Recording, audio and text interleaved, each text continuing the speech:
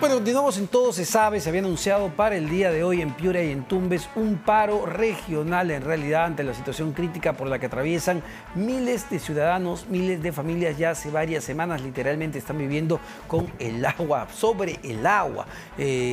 ¿Cuál ha sido la respuesta del Ejecutivo hasta el momento? Se pedían tractores, se pedían motobombas justamente para sacar el agua, y lo que tenemos es la crítica justamente de las autoridades locales, pero en Piura se suspendió finalmente el paro a la espera de la llegada de un comité de técnicos del Ejecutivo. Para hablar de ese tema estamos con Milton Bon-Gese, exministro de Vivienda, exministro de Agricultura. Milton, ¿cómo estás? Muy buenas noches. Hola, Omar. Ante todo, un gusto estar contigo. Y a ver, claro, uno dice, hay un paro, debe ser la expresión máxima de la angustia, de la desesperación, de la desesperanza además de estar viviendo bajo el agua y que tus autoridades no te resuelvan el problema. Y la pregunta es, ¿por qué? ¿Por qué nos está costando tanto resolver problemas que deberían ser básicos? Mira, partamos de que efectivamente lo que está viviendo la población en Piura es inhumano.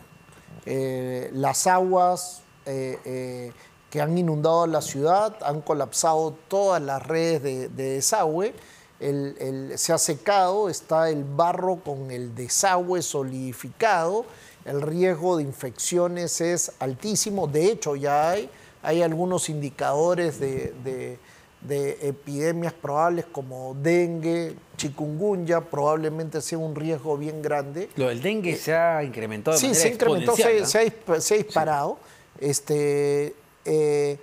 Y es el momento en el que todas las autoridades deben estar unidas trabajando por el bien común. O sea, para el ciudadano al que deben servir, no para estar buscando, creando agendas subordinadas y tratar de sacar rédito político a una situación de desastre.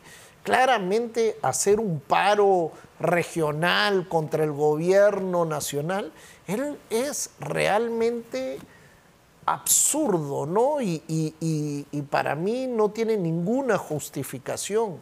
Porque fíjate, cuando empezaron a anunciar el paro, ni el gobierno regional ni el gobierno provincial habían ejecutado ni siquiera el 20% de su presupuesto. ¿Y qué era lo que se necesitaba? Alquilar maquinaria rápidamente, motobombas, tratar también podías comprar maquinaria con presupuestos simplificados. O sea, los alcaldes y gobernador que se organizan para después juntar a los mototaxistas y a algunos gremios, en vez de gastar ese tiempo en organizar un paro, podían haber gastado el tiempo más bien en hacer un alivio a la emergencia mucho más rápido, de forma que también pueden salir más rápido de la situación. Pero hacen paros y déjame acá poner que además la semana pasada veía que el alcalde provincial de Piura, que anunciaba el paro, ponía como primer reclamo de su plataforma el hospital de alta complejidad de Piura. Bueno, que claro, no tiene nada que ver para la emergencia, pero también es cierto, y hemos visto las condiciones en las que están la infraestructura médica. Pero, a ver, nuevamente, y no hablando solo del gobierno central, sí, sino de todos los niveles de gobierno. Ya. ¿Qué pasa? ¿Por qué es tan difícil eso que tú dices? Comprar motobombas, alquilar maquinaria, coordinar entre autoridades. ¿Por qué un fenómeno que empezó, si mal no recuerdo, fines de febrero, marzo, que ya lleva varias semanas, hasta el día de hoy, 18 de abril, sigue siendo un problema? Porque tenemos un Estado del siglo XIX en pleno siglo XXI. No tiene ningún sentido el estado elefantiásico que tenemos, lleno de rigideces, pero sobre todo lleno de una carrera pública profesional tan precaria. Desde el gobierno nacional no nos damos cuenta, pero en los gobiernos locales y regionales es lo que ha pasado durante hace mucho tiempo. Llega un alcalde y todos los que lo cargaron y lo bendijeron en su campaña entran a compuestos de trabajo de los que no tienen ni idea. Esto se ha visto ahora en el gobierno nacional con el gobierno de Castillo, fue el colmo. Y lo dejó, dado que lo mencionas, esa práctica, esa mala práctica quedó también muy en evidencia el domingo, ¿no? Con esta congresista Cordero Jontay que le decía, yo tengo que llevar y a la gente que me apoyó, que estuvo conmigo. Así es, así es, así es. Y por eso cuando hay, no todos, pero siempre hay un grupo de congresistas que son turistas frecuentes de los ministerios también. Y suelen ir con los dos brazos llenos, en uno currículums y con el otro proyectos, para hacer gestión de intereses particularísimas, que es de ellos, no de la nación, no de sus poblaciones que tienen un montón de problemas. Entonces vivimos, como te digo, en un estado del siglo XIX previo a la República, donde muchas autoridades se creen pequeños virreyes, pequeños reyes, que tienen derecho de, no sé, pues de darle chambita a sus vasallos, a llevarlos y disponer de las arcas fiscales como si fuera pues plata propia. Es decir, no digo que todos, ¿no? No digo que todos, pero que todos no. Una autoridad política, llámese un alcalde distrital, provincial, gobernador regional, congresista, incluso ministros, que es lo que hemos visto en los últimos meses, cree o ve al Estado como un botín. Bueno, es clarísimo, ¿no? Es clarísimo cuando revisas pues ya cada vez las hojas de vida de los gobernadores y de los alcaldes. Yo creo que en promedio va para peor, no para mejor. Mira, en las últimas 2 semanas, a ver si la memoria no me falla, 5 casos de congresistas que recortan el sueldo y se apropian de los trabajadores del Congreso. Claro, entonces ahora entiendes por qué hay tantos trabajadores en el Congreso cuando probablemente la 1/4 parte de ellos sea suficiente. Entonces termina siendo un negocio privado prácticamente llegar al Congreso. Tenemos que replantear nuestro Estado, tenemos que crear la institucionalidad democrática que favorezca la meritocracia y la carrera pública profesional, como es en todos los países que han pasado de ser menos desarrollados a más desarrollados. Y esto, claro, cuando esta idea y este concepto del Estado como botín lo llevamos a la gestión pública como tal, pues sucede lo que ha sucedido lamentablemente hoy por hoy, no solo en el norte del país, incluso en Chincha, donde ha llovido y se han activado quebradas, se ha destruido todo. Sí. ¿Es la expresión máxima de la mala gestión y la corrupción? Sí, absolutamente, tal como lo estás diciendo, la mala gestión, la corrupción y también, la mala calidad de profesionales, ¿no? A todo nivel. Las empresas prestadoras de servicios, de agua potable y desagüe, que no le dan mantenimiento a las redes, que no tienen ingenieros sanitarios, que no tienen capacidad de mejorar sus sistemas de drenajes, etcétera, etcétera. El sistema primario de salud. Por eso cuando tú me decías, pero también se necesita un hospital de alta complejidad, mira, lo que más ha probado en el mundo que le pega bien a los indicadores de salud son tus sistemas primarios de atención. Las postas. Las postas. O sea, hay 2 formas. O tú esperas a que la población se enferme y las llenas a los hospitales, o sales más bien preventivamente a controlarte presión, azúcar, etcétera, para que la gente no llegue enferma a los hospitales. Y eso es lo que en todo el mundo funciona con mayor eficacia.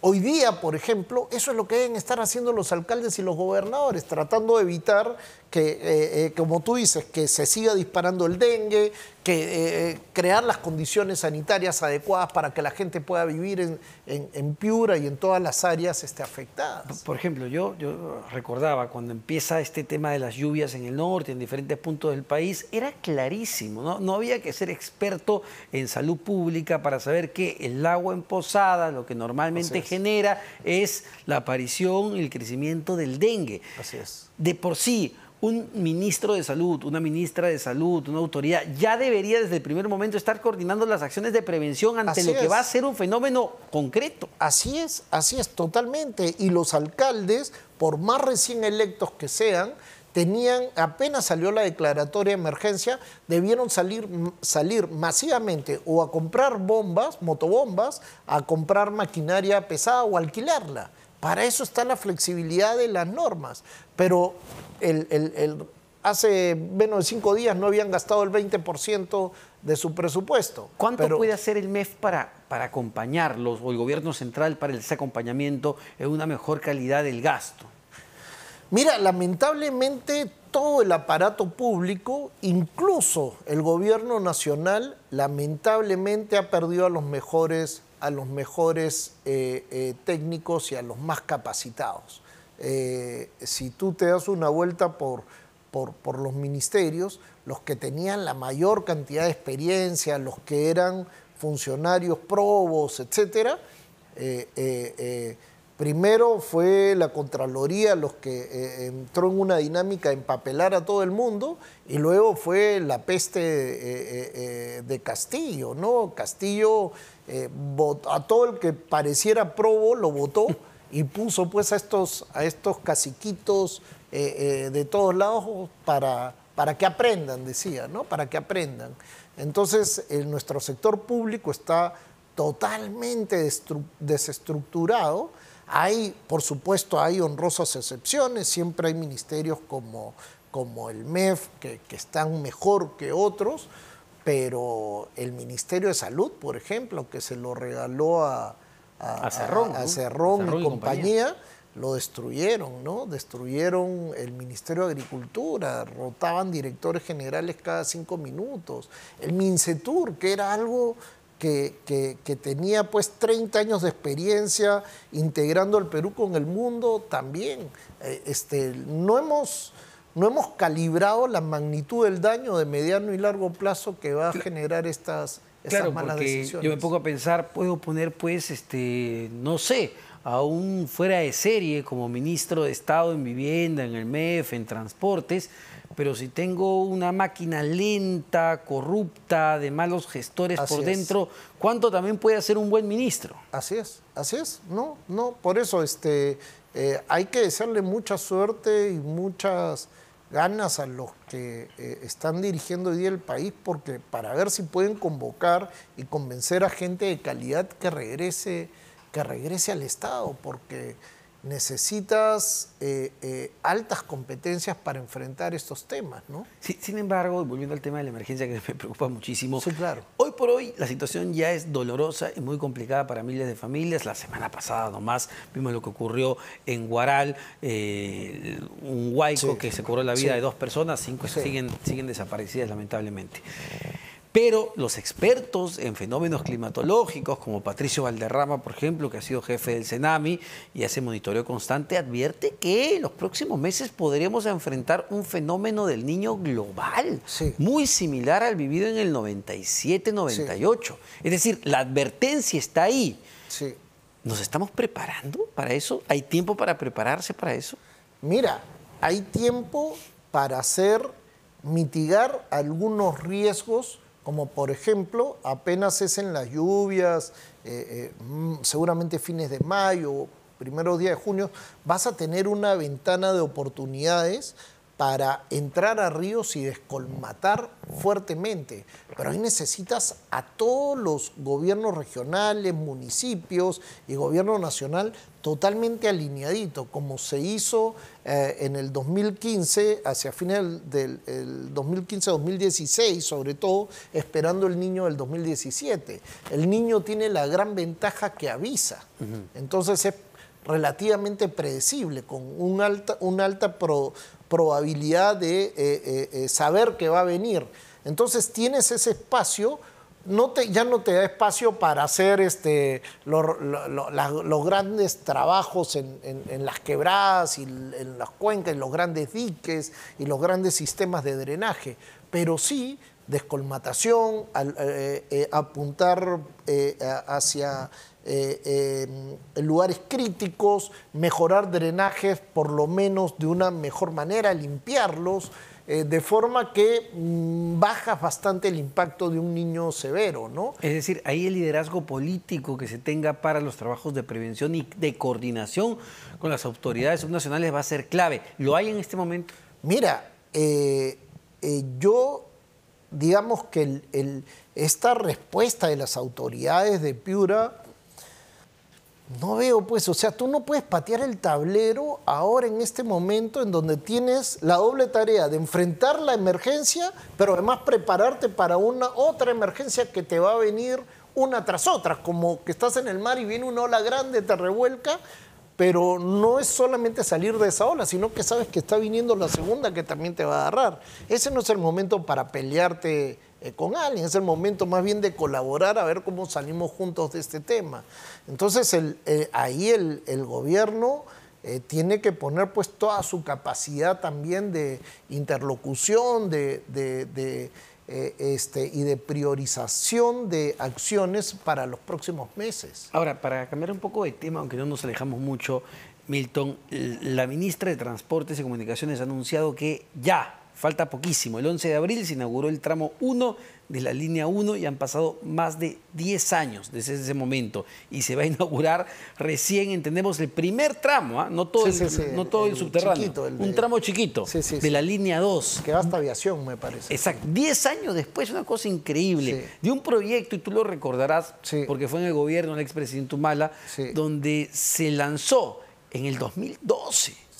Estamos hablando de más de 10 años desde que se lanzó el proyecto. Sí, se adjudicó el fin del 2014, si la memoria no me es mala, y efectivamente nos tocó, de hecho yo era miembro del Consejo Directivo de Proinversión cuando se adjudicó un proyecto que tenía muchísima expectativa, o principio del 2015, no recuerdo, y se suponía pues que en poco tiempo en 2 años, si mal no recuerdo, 2 años y medio, se iba a inaugurar ese primer tramo. Lamentablemente pasaron muchas cosas a partir de ahí, ¿no?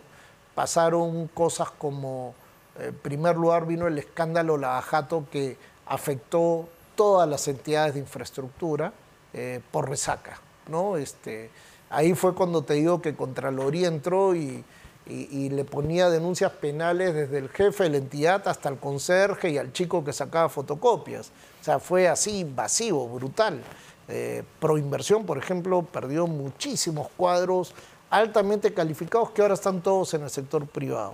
Pero luego vino la seguidilla de distintos gobiernos, ¿no? PPK, Vizcarra, Merino, Sagasti, Castillo y ahora Dina Boluarte. Y todo eso genera pues que las agendas dejen de ser importantes y solamente se fijen en lo urgente.